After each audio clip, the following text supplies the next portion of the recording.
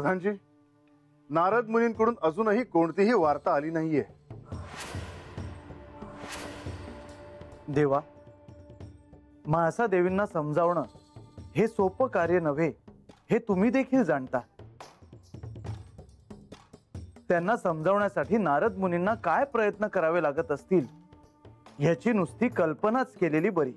होय प्रधानजी, पण जोपर्यंत नारद मुनींकडून कोणतीही वार्ता येत नाही तोपर्यंत पुढे काय करायचे हे ठरवता येणार नाही.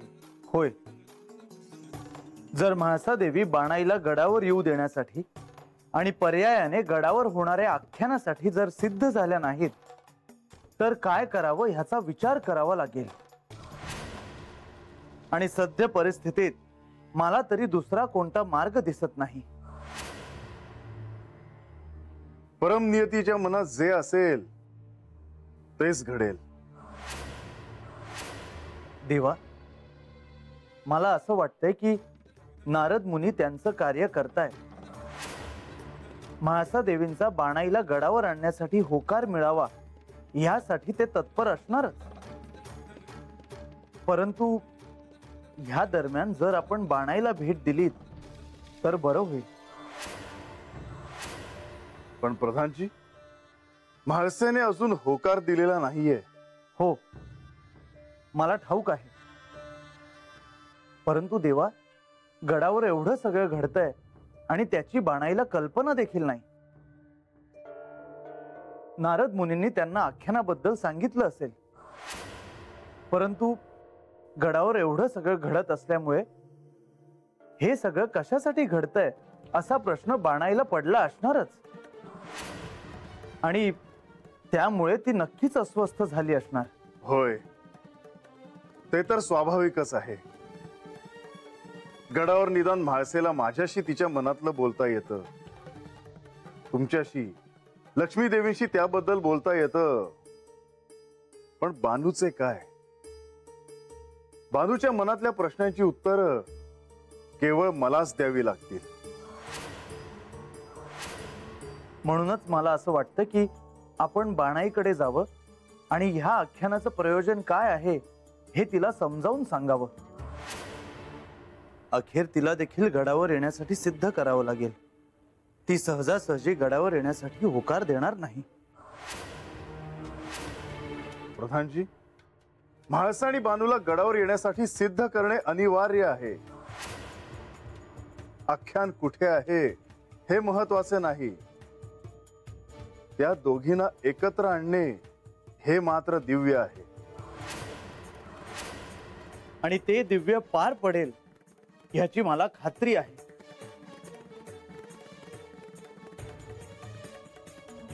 प्रधानजी, तुमचे, लक्ष्मी देवींचे, नारद मुनीचे कार्य ह्या शिवलीलेत किती महत्वाचे आहे ह्याचा पदोपदी प्रत्यय येतो. मी आत्ता बानूकडे जाऊन तिच्या मनातील शंका दूर करून तिला गडावर येण्यासाठी समजावतो. अखेर ह्या साऱ्याला तिचा देखील होकार असणे अत्यंत आवश्यक आहे.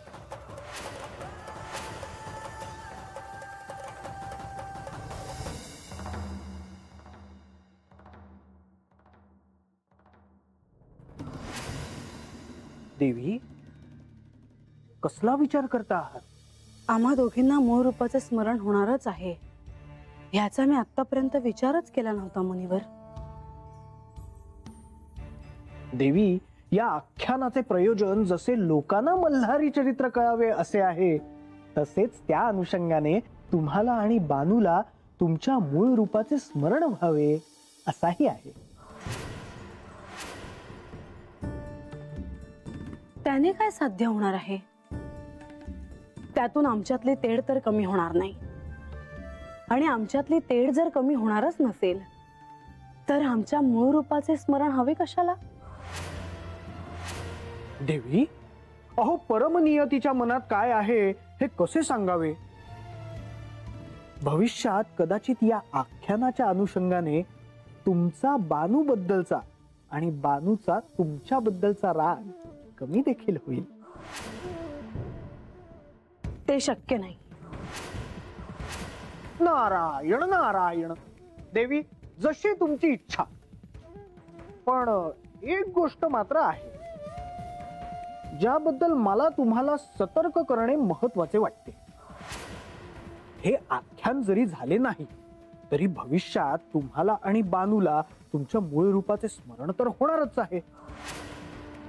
समजा बानूला तुमच्या आधी स्मरण झाले तर श्री खंडेराय तिला घेऊन अवतार कार्य समाप्त करतील आणि त्यांच्या मूळ स्थानी तिला घेऊन जातील. नाही, मी असे होऊ देणार नाही. म्हणून तर म्हणतो आहे देवी, या आख्यानाला बानूला गडावर येण्याची अनुमती द्यावी. या आख्यानाच्या अनुषंगाने तुम्हाला तुमच्या मूळ रूपाचे स्मरण होण्यास सहाय्य होईल. तुम्ही योग्य बोलता आहात मुनिवर. या आख्यानाला माझी अनुमती आहे. या आख्यानाला आणि पर्यायाने बानूला गडावर येण्यासाठीही. नारायण नारायण.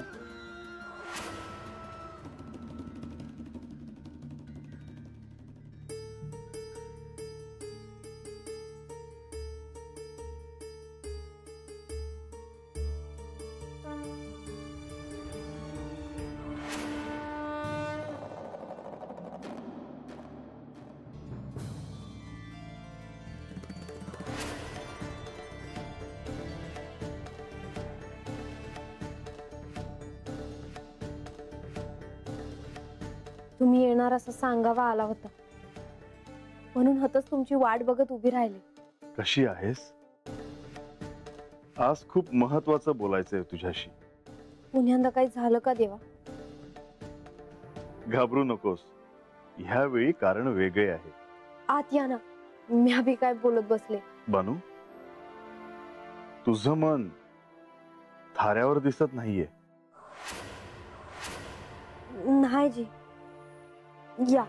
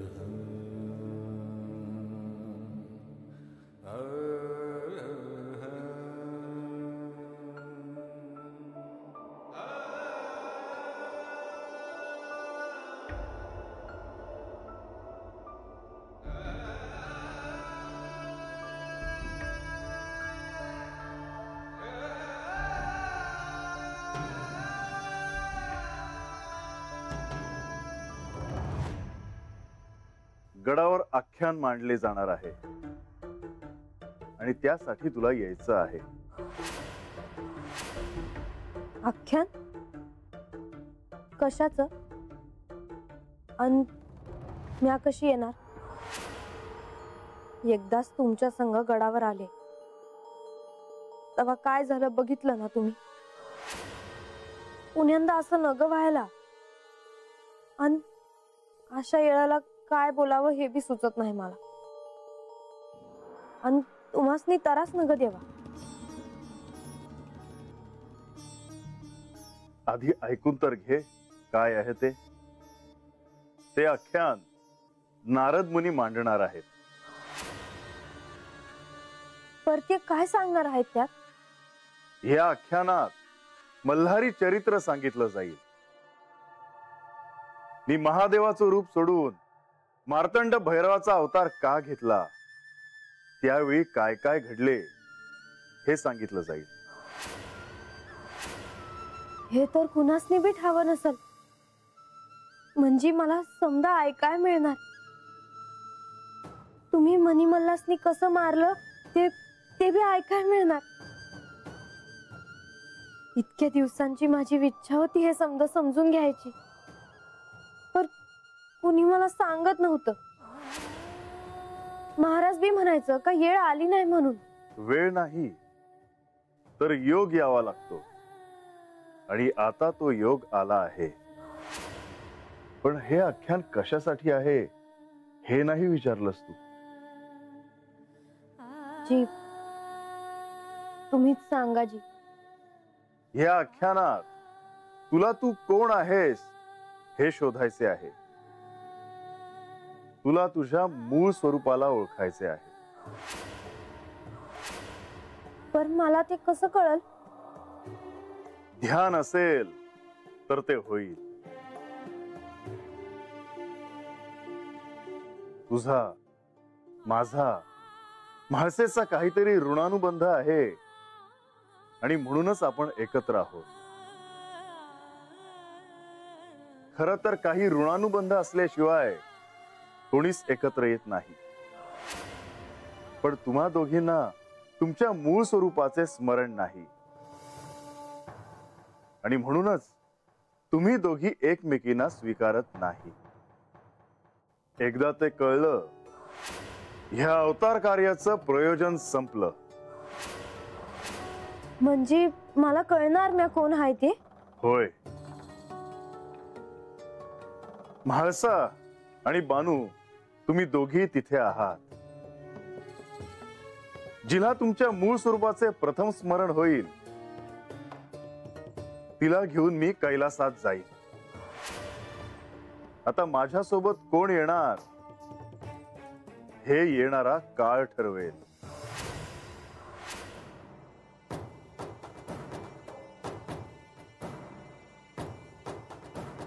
जेजुरी गडावर मल्हारी चरित्राचं आख्यान मांडलं जाईल, ज्यात तुझ्या आणि म्हाळसेच्या मूळ स्वरूपाच्या खुणा आहेत.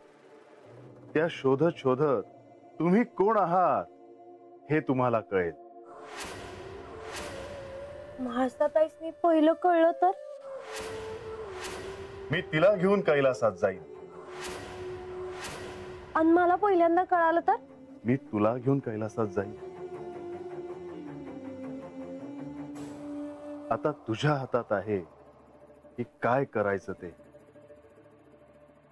मी तयार आहे आणि तुमचा हात डोक्यावर आहे म्हणल्यावर मला काहीच काळजी नाही. पर मनात काहीही शंका ठेवू नको. जे असेल ते संकोच न करता विचार. कारण तू आणि म्हाळसा दोघीही तिथे असाल तेव्हा मला तुम्हाला परत काही सांगायची संधी नाही मिळणार. आख्यान गडावर होणार, मग मी कशी येणार गडावर? तुला यावंच लागेल, काहीही झालं तरी. पर महाराजांनी ते नाही आवडायचं. पुन्यांदा गडावर पाऊल ठेवायचं नाही असं सांगितलं आहे त्यांनी. मी राजवाड्यात आले आणि समद्यांमोहरत त्यांनी माझा अपमान केला म्हणजे? तसं नाही होणार. मी आधीच तिच्याशी त्याविषयी पुन्हा पुन्हा बोलून घेईन. तू काळजी नको करू. म्हणजे मला गडावर येऊन आख्यान ऐकता येईल? होय.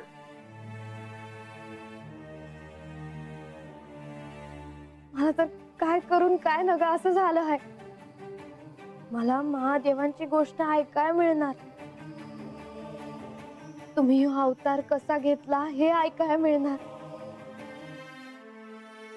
आणि त्यात मी कोण आहे हे बी मला समजणार. ती भाग्य आहे माझं. कम्या स्वतः हे आख्यान ऐकणार, बघणार. तेव्हा तुम्ही हायसा म्हणून हे समजत जुळून येत आहे. पण बानू, हे सहज साध्य नाही. तुला तुझ्या जीवाचे कान करून ते श्रवण करावं लागेल. कधी काय घडेल हे सांगता येत नाही. ध्यान विचलित होऊ न देता जर तू ते श्रवण केलंस तर तुला ज्ञान प्राप्त होईल आणि तुझे इथले कार्य पूर्ण होऊन तू माझ्या सोबत कैलासात येशील. शिवलोकात अनंत काळापर्यंत सुख उपभोगशील. असं सगळ्यांच्याच आयुष्यात नाही घडत.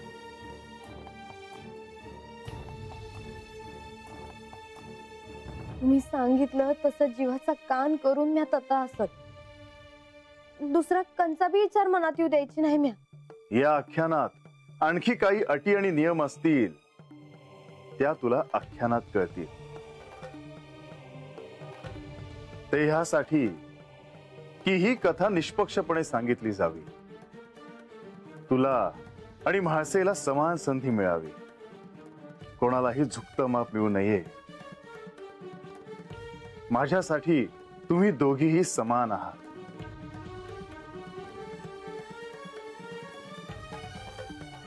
पर मला नाही ओळखता आलं तर? इतक्यात हार स्वीकारलीस? तसं नव्ह. खर तर हा हारण्या जिंकण्याचा खेळ नाही, तर भक्तीच्या मार्गात स्वतःला विसरून स्वतःला शोधण्याचा मार्ग आहे. तेव्हा तू निश्चिंतपणे सामोरी जा.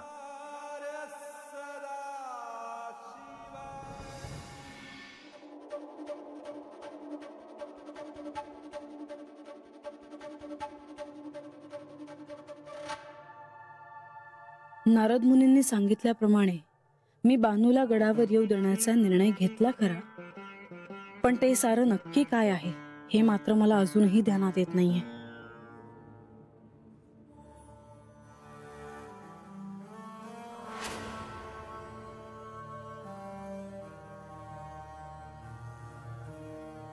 तुम्ही या आख्यानासाठी तयार झाला आणि बानूला देखील तुम्ही गडावर येण्याची अनुमती दिली अशी वार्ता मी ऐकली. आनंद झाला. जिचे मला आयुष्यात कधीही तोंड बघायचे नव्हते त्या बानूला गडावर येण्याची अनुमती मला द्यावी लागली. त्यासाठी मला काय त्रास झाला असेल हे माझे मला ठाऊक. हे करायला मी तयार झाले त्याला कारणही एकच आहे, कारण मला यांच्यासोबत त्यांच्या मूळ स्थानी जायचे आहे.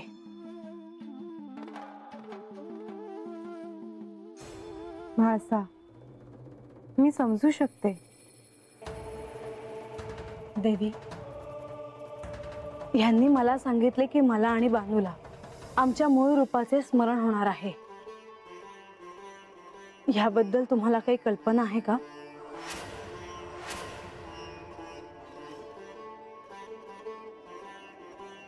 आता मी म्हाळसा देवींना हे कसं सांगू की मला सारं ठाऊक आहे. मला कितीही वाटलं तरीही मला त्यांना हे सांगता येणार नाही.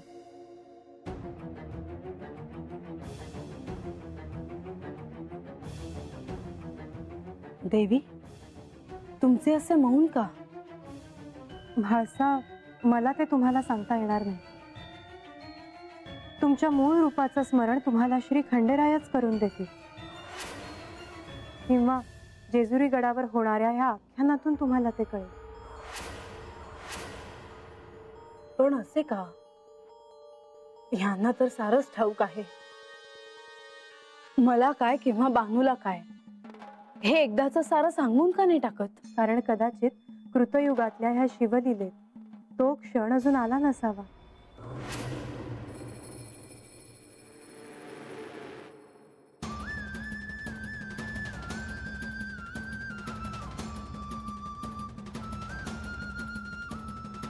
मला काहीही करून मूळ रूपाबद्दल कुठून तरी माहिती मिळवण्यासाठी सहाय्य मागावेच लागेल.